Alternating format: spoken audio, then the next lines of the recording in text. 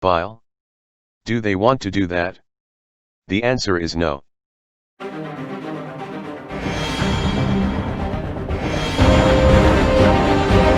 From Here and There channel.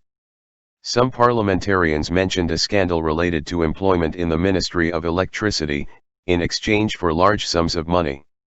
News of this corruption had spread widely among people. What did Parliament and the prosecutor do? On July 11, 2020, the Iraqi Parliament formed a committee to audit the contracts of the Ministry of Electricity since 2006, largely ignoring the mentioned scandal, which is the latest and widely spread corruption in the Ministry of Electricity, that became a street talk.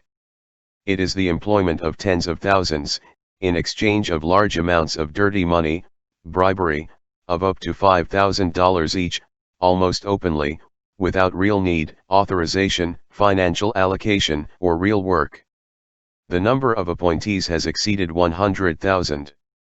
Note that the Ministry of Electricity already has a surplus in the labor force of up to 400%.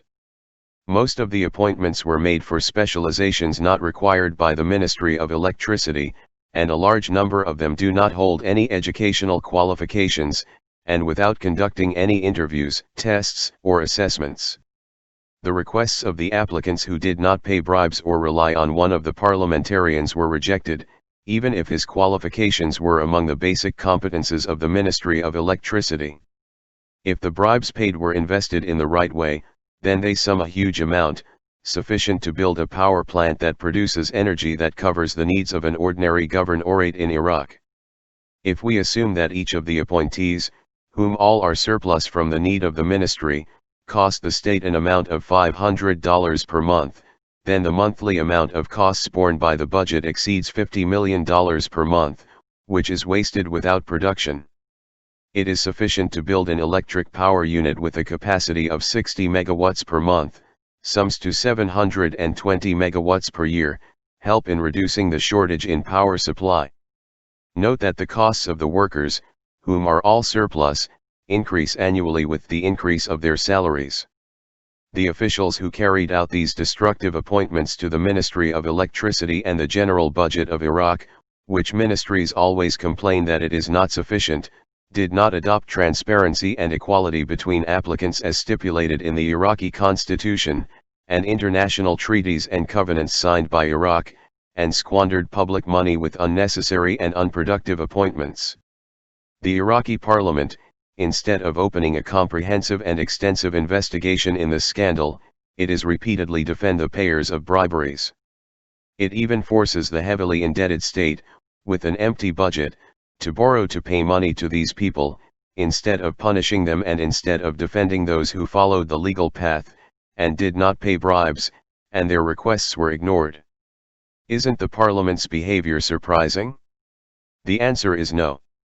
If we take the statement of the Ministry of Electricity spokesperson to a satellite channel, in which he said that most of the appointments went to the parliamentarians, whom gave us the lists of names to be employed.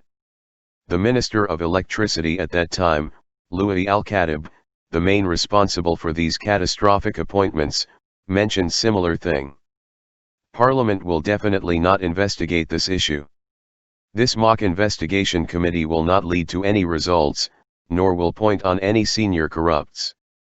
It will end in autumn, when the demand for electricity falls and the street returns quiet. Or it will comes out with dull and weak results, because large parties are involved in corruption in the Ministry of Electricity, as is the case in other ministries, including the current to which the committee chairman belongs. As for the General Prosecutor, we have not heard that it cared or filed a lawsuit on this issue in which bribes amount to hundreds of millions of dollars. Watch more videos from this channel. From Here and There channel.